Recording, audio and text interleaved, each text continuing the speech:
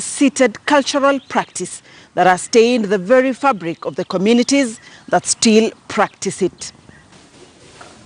Mimi niko na miaka 14 years.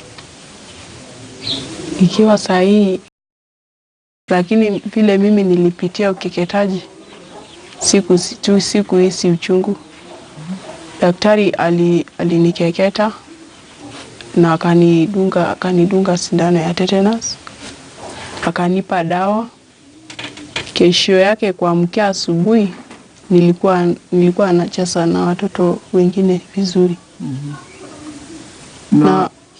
Na wakati unapitia hiyo stage na lose a lot of blood. Lakini mimi sikupoteza damu. So unasema ni daktari ndiye alifanya hiyo ukeketaji? Nini nakufanya useme ni daktari? Wazazi walikubaliana. Wazazi walikuwa wanapanga ukeketaji. Sisi hatukuwa tunajua, lakini walikaa mzee na mama wakapanga. Mimi na dada yangu tukakeketwa. Alikuwa na wembe. Ile wembe ingine inakuwa kidogo inakaa kama kisu. Na sindano ingine ya kumshona msichana. Kama Saile ameshamalizwa kukeketwa anashonwa na hiyo sindano. Walikuwa wanamkatwa huko kwa private part. Lakini sisi tulikatwa kidogo tu, hatukukatwa ile kubwa. Tulikatwa kidogo tu.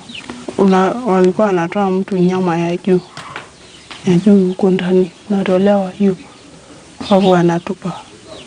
Alafu wakimaliza kukutoa hiyo wanakuosha. Alafu wanakushona. Unapatiwa dawa yenye huwezi hisi uchungu utakapokatwa. Ama saa ile utakuwa umeshamaliziwa, unapatiwa tena dawa nyingine ambayo huwezi hisi tena uchungu kabisa. Inakusaidia. Hawakutujulisha, walitujulisha wakati daktari amefika.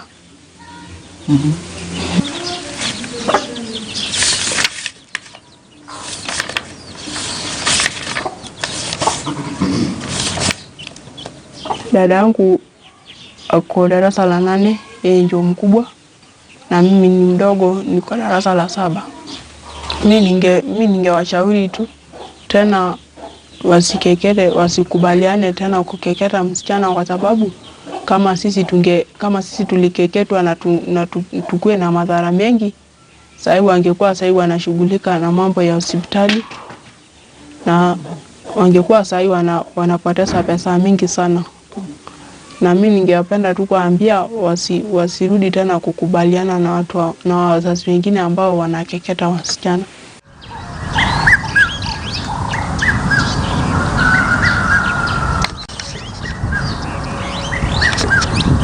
Kisasa as a form of FGM practice is something we have picked up from our interaction with communities in Narok. So, you know, as the word implies, it's a Swahili word, and as it implies, it's about modernization. It's modern, you know, updated.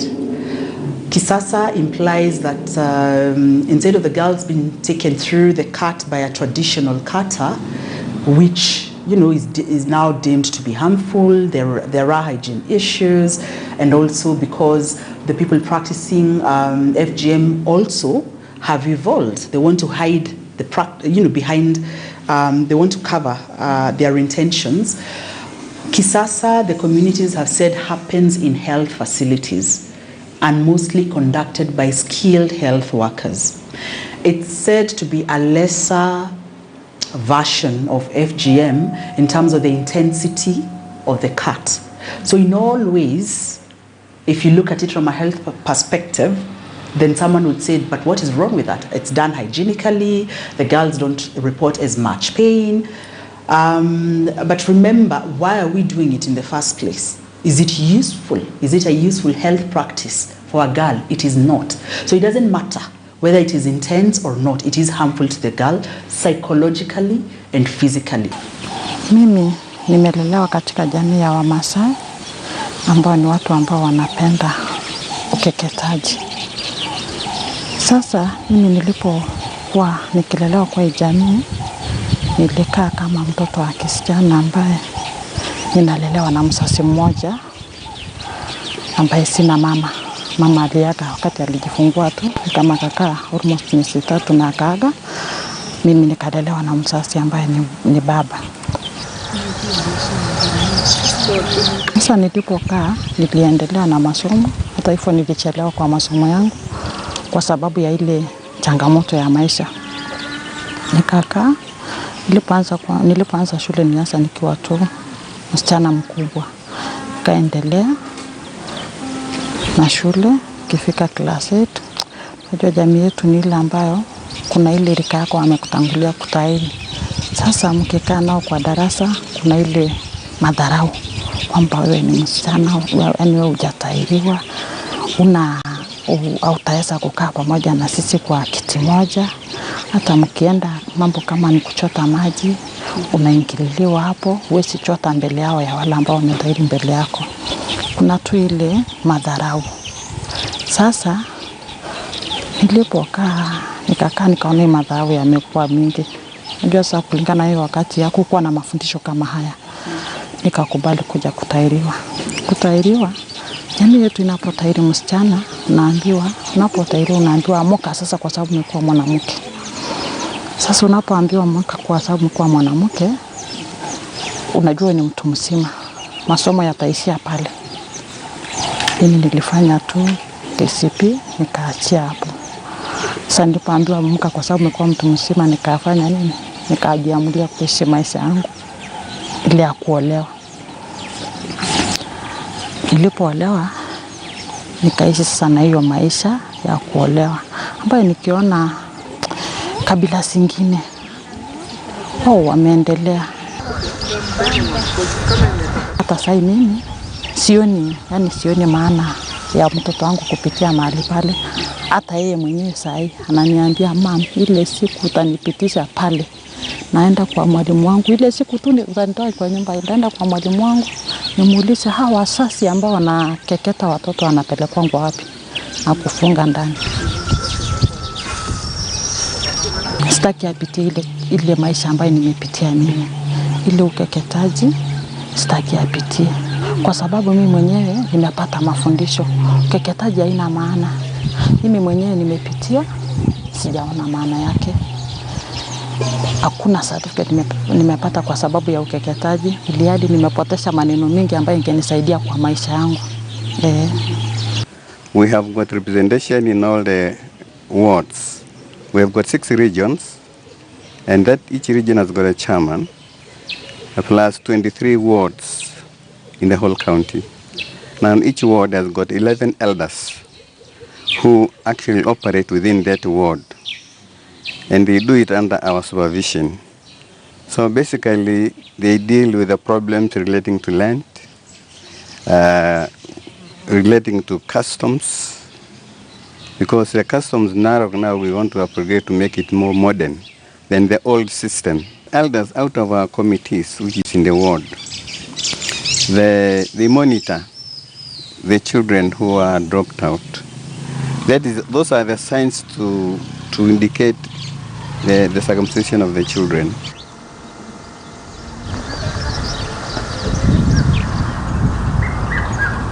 So out of that, through the chiefs and the elders, we make an effort to make sure that no child is circumcised. And if it is done, whoever is doing it, either mother or father, they are arrested and brought to books. FGC has been taking place in Narok County, and specifically I want to report that it's happening in Narok South Sub-County.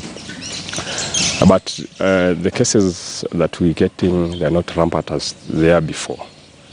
And this I want to attribute to the campaigns that have been taking place in the community, sensitizing the community, especially the cultural Maasai leaders, the inhabitants of this county.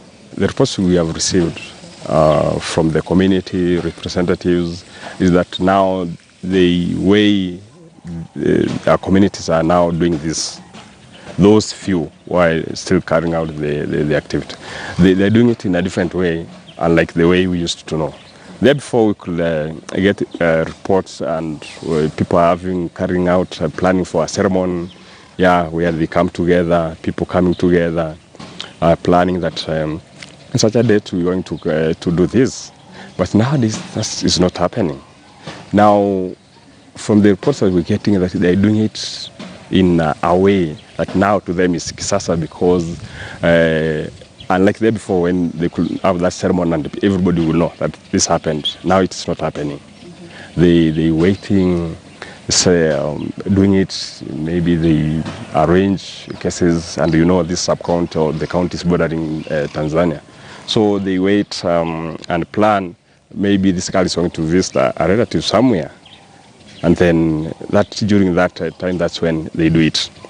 Another way that we're receiving reports is, in Narok County, we, in terms of skill deliveries, the skill deliveries are very low.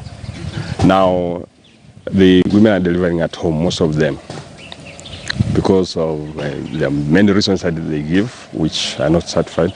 But now they wait during the time of delivery.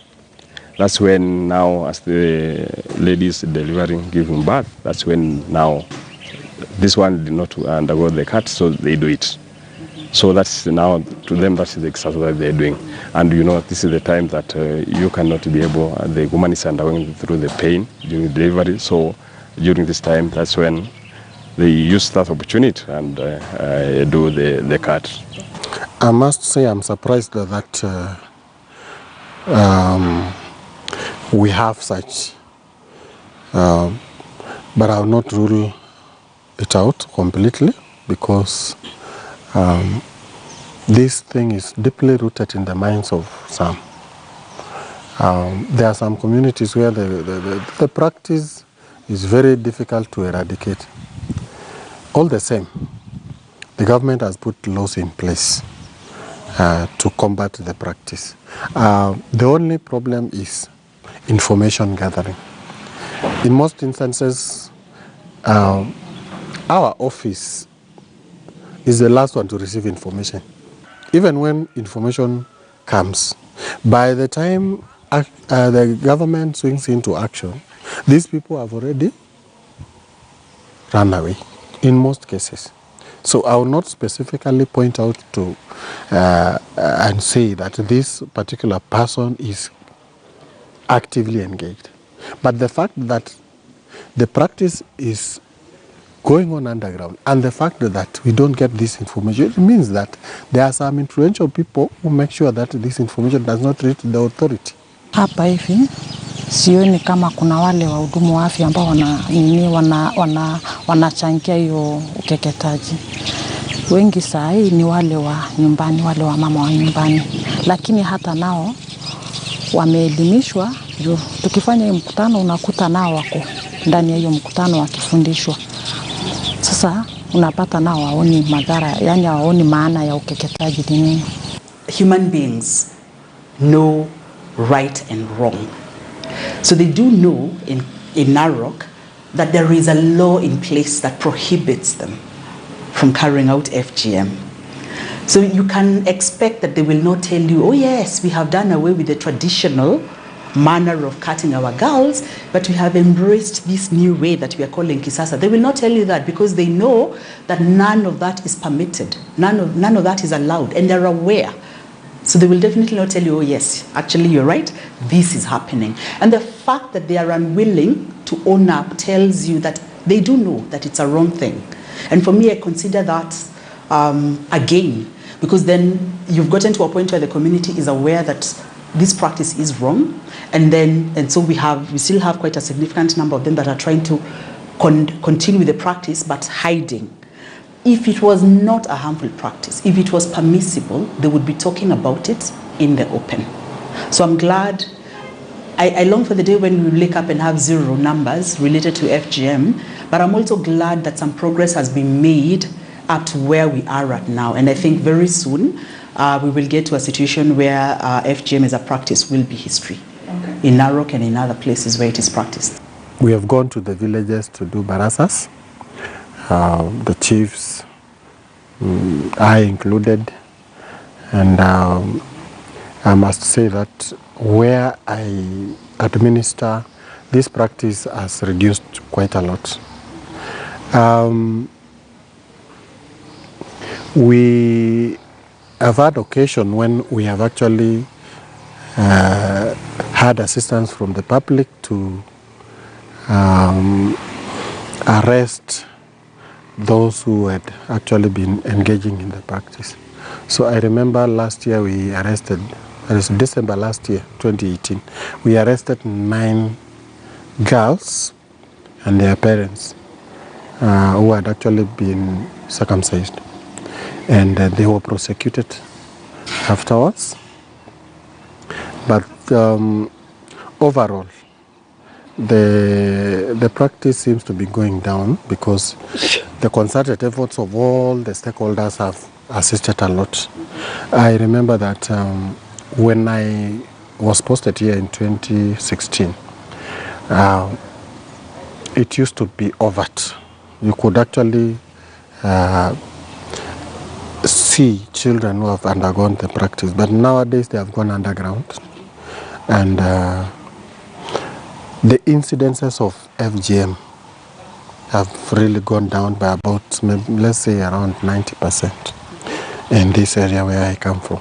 Ingawaje kuna wale ambao bado wanaibaiba, lakini sio vile. Unajua kitambo kulikuwa ni sherehe, unaitana kama ni kuni inapasuliwa, kuna sherehe unafanya, wasichana wanaenda nje siku 3 wakisunguka tu, wanakuja siku ya 4 wakikuja sasa kufanya hiyo ceremony yao ndio wamalize, kesho yake watairie. Lakini sasa hivi imepungua kabisa. You know, circumcision is a very harmful act which damages the child psychologically and physically.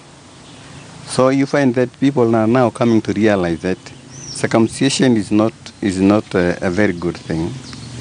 It is also indicated that a child, once is circumcised, he goes out of school. So it is an effort for us to make sure that the elders try to eradicate this habit by all means, through the law, through the cultural laws. Because as elders, we intend to pass some laws. They call it cultural laws, to go along with the written law. That means the elders will pursue, or they will take stock of all the children in those areas and make sure that any child who is going to be circumcised will receive a curse from the elders. So it is now another indication that once it is that what is passed by the elders, it is an effort towards making the children not to be circumcised, to go along with the written law. Because the written law, people circumvent it. They try to hide the children. They try to take to other countries. They try to do it at night. You see, that is now circumventing the law. But once the elders pass that law, which we had actually done it sometimes, we had written that law in November 2018.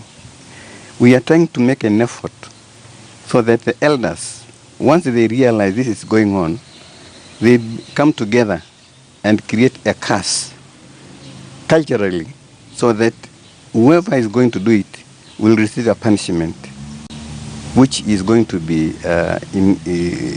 invoked, going to be created. So I'm sure with that effort, it will help now the written law to get rid of that act, because people will fear it. Because elders are the custodian of the law, cultural laws. So once they say something, it is heard by the community and they fear it. It's more than even the written law. Since men have come to know the badness of FGM, they are also trying to tell their girls not to be circumcised.